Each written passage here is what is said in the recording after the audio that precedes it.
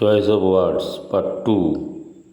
Viewers, দেওয়া বোঝাতে pay না গিভ না ডেলিভার না আর অন্য কিছু বলবো।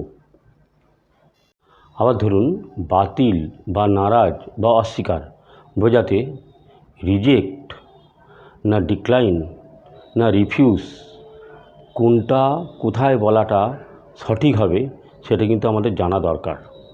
কারণ ইংরাজি ভাষাটা আমাদের মাতৃভাষা নয়, তাই আমরা যে কোনো কিছু বোঝাতে যে কোনো ওয়ার্ড যেখানে ইচ্ছা ব্যবহার করতে পারি না।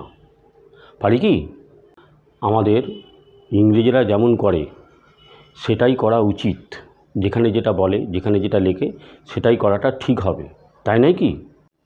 তাই আসুন আজ আমরা এই ভিডিওতে ওই রকম কিছু ওয়ার্ডের ব্যবহারগুলো কোথায় কেমন হবে সেটা খুব সহজেই শিখে নিই। ওকে, লেটস স্টার্ট। সে আসতে রাজি হলো না। হি ডিনাইড টু কাম। না, আসতে রাজি হলো না, ডিনাইড টু কাম নয়। আসতে রাজি হলো না, রিফিউজড টু কাম।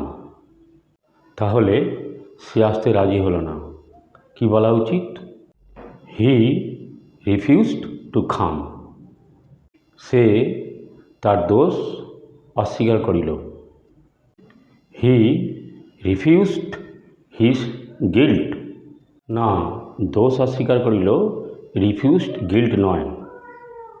দোষ বা অপরাধ অস্বীকার করিল, ডিনাইড গিল্ট। তাহলে সে দোষ অস্বীকার করিল, কি বলা উচিত? হি ডিনাইড হিজ গিল্ট। আমরা তাহার নিমন্ত্রণ প্রত্যাখ্যান করিলাম।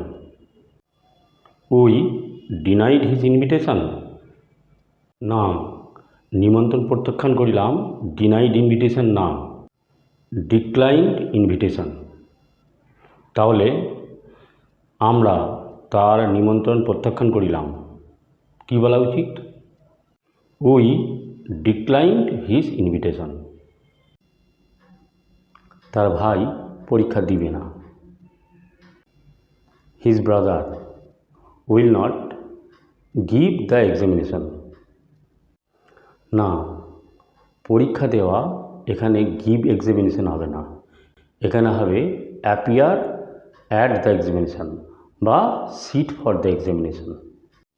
His brother will not appear at the examination. অথবা his brother will not sit for the examination. সভাপতি একটি ছোট্ট বক্তৃতা দিলেন। ইংরেজিতে কি বলবো? The president gave a short speech. না, বক্তৃতা দিলেন, এখানে গেভ এ স্পিচ নয়, এখানে হবে ডেলিভার এ স্পিচ। তাহলে কি বলবো? The president delivered a short speech. If you have any special requirement, please drop in the comment box.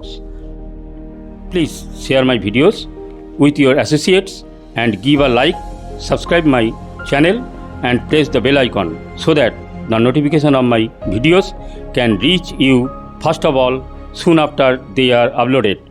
Thanks for watching.